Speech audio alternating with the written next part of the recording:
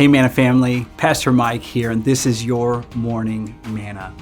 Sometimes in my time with God, I like to imagine, my imagination kind of tries to picture God. Have you ever tried to picture God? Well, we can't actually fit the fullness of God in a picture. Sometimes imagining God and seeing Him as that thing we're thirsting for allows us to connect with Him in our times of need. And that's how we get to prayers and proclamations to say, God, you are my Redeemer and you are my rock. One of my favorite authors, A.W. Tozer, says, what comes to mind when we think of God is the most important thing about man. And how we imagine and picture God is so important. So this week, we're going to go through the Psalms, looking through these proclamations, these pictures the psalmists share about God. And today, we're going to look at God as our rock.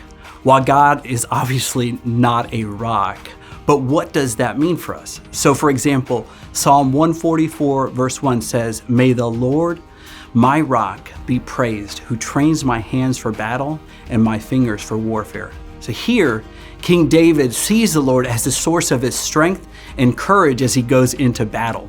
In Psalm 18 verse 31, it says, "For who is God besides Yahweh, and who is a rock? Only our God." Psalm 19 verse 14 says, "May the words of my mouth and meditation of my heart be acceptable to you, Lord, my rock and my Redeemer." And as we read these verses, don't picture God as an actual rock, but what a rock provides and what it represents. I can picture God as my strength, as a firm foundation. I get a picture of safety and security, as well as my shelter where I can take refuge from all the things that come against me.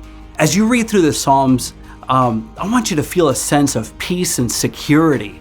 We can relate to God in these places where people maybe have been and they can see God's faithfulness in all circumstances. So God reveals His faithfulness through many stories in the Bible and through circumstances in our lives. So throughout this week, we will be looking over the Psalms and walking through how many of the psalmists describe God in their times of need, and how even today we can still draw strength and encouragement and everything we need from His Word.